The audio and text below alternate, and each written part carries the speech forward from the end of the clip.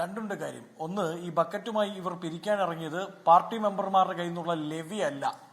അത് ആ സംസ്ഥാനത്ത് അല്ലെങ്കിൽ ആ പ്രദേശത്ത് അത്രയും കാലം സാമൂഹ്യ പ്രവർത്തനങ്ങളിൽ, രാഷ്ട്രീയ പ്രവർത്തനങ്ങളിൽ പങ്കെടുത്ത ഒരാൾ കൊല ചെയ്യപ്പെട്ടതിന്റെ പിറ്റേ ദിവസം അയാളുടെ മകനെ ദേശാഭിമാനി പത്രത്തിന്റെ മുകളിൽ കടത്തി ആ ചിത്രം എത്രത്തോളം പ്രചരിപ്പിക്കാമോ അത്രത്തോളം വൈകാരികമായി പ്രചരിപ്പിച്ച്, ഞാൻ കുറച്ച് കടത്തിൽ പറഞ്ഞാൽ ആ ചിത്രത്തെ മാർക്കറ്റ് ചെയ്ത് ഒടുക്കം ബക്കറ്റുമായി നാട്ടിലുള്ള എല്ലാ കടകളിലും കയറി, എല്ലാ വീടുകളിലും കയറി, കോൺഗ്രസ്സുകാരനോ ബി ജെ പിക്കാരനോ എന്ന് വ്യത്യാസമില്ലാതെ ഓരോ ആ രക്തസാക്ഷിയെ സ്നേഹിച്ച നേരിട്ടറിയാവുന്ന എല്ലാവരും കൊടുത്ത പണമാണ്. അത് കൊടുത്തത് പാർട്ടി ഫണ്ടിലേക്കല്ല, ഇത് രക്തസാക്ഷി ഫണ്ടാണ് എന്നാണ് പറഞ്ഞത്.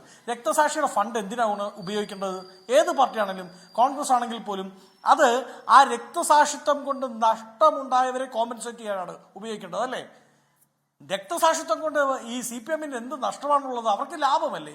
അവർക്ക് 529 ദീപശിഖയും എടുത്തുകൊണ്ട് ഞങ്ങൾ സംസ്ഥാന സമ്മേളനത്തിലേക്ക് പോകുന്നു എന്ന് പറയുന്ന മാർക്കറ്റിംഗ് PR ഏജൻസി, ഞങ്ങൾ രക്തസാക്ഷികളുടെ പാർട്ടി എന്നൊക്കെ പറഞ്ഞ് ഇങ്ങനെ പുളകം കൊള്ളാനുള്ള ലാഭമാണ് CPM-നെ സംബന്ധിച്ച് എല്ലാ കാലത്തും രക്തസാക്ഷികൾ.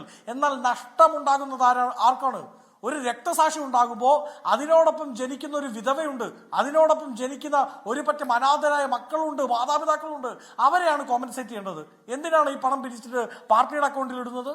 ആ പണം നിങ്ങൾ പിരിച്ചെങ്കിൽ അത് ഏത് പാർട്ടിയാണെങ്കിലും, കോൺഗ്രസും ആയിക്കോട്ടെ, ഞാൻ ഇതുകൂടി ഏറ്റെടുത്തുകൊണ്ടാണ് പറയുന്നത്. രക്തസാക്ഷിയുടെ പേരിൽ ആര് പണം പിടിച്ചാലും ആ പണം കൊടുക്കേണ്ടത് ആ രക്തസാക്ഷിത്വം കൊണ്ട് നഷ്ടമുണ്ടായവരെ കോമ്പൻസേറ്റ് ചെയ്യാനാണ്. ആ ഭാര്യയുടെ അക്കൗണ്ടിൽ ഇട്ട് കൊടുക്കാമല്ലോ, ആ ഭാര്യയുടെ അല്ലെങ്കിൽ മക്കളുടെ പഠനാവശ്യത്തിന് വേണ്ടി FD ഇട്ട് കൊടുക്കാമല്ലോ. എന്താ അതിന് സാധിക്കാത്തത്? രണ്ട്, ഈ ചർച്ചയിൽ പങ്കെടുത്തുകൊണ്ടിരിക്കുന്ന ഇടത് സഹയാത്രികൻ, ഇപ്പോൾ പ്രതിനിധിയാവട്ടെ സഹയാത്രികനാവട്ടെ, അദ്ദേഹം പറയുന്നത് ഈ പാർട്ടിക്ക് ഒരു സിസ്റ്റം ഉണ്ട്. നാളെ രാവിലെ പാർട്ടിയുടെ ജില്ലാ സമിതി ചേർന്നിട്ട് കോഴിക്ക് മുല വന്നു എന്ന് തീരുമാനിച്ചു. ഉടനെ ഏതെങ്കിലും ഒരു സഖാവിന് ഏറ്റെന്ന് പറയാം, അങ്ങനെ വന്നിട്ടില്ല എന്നുള്ളതാണ് എന്റെ അഭിപ്രായം. കോഴിക്ക് അങ്ങനെ മുല വരില്ല.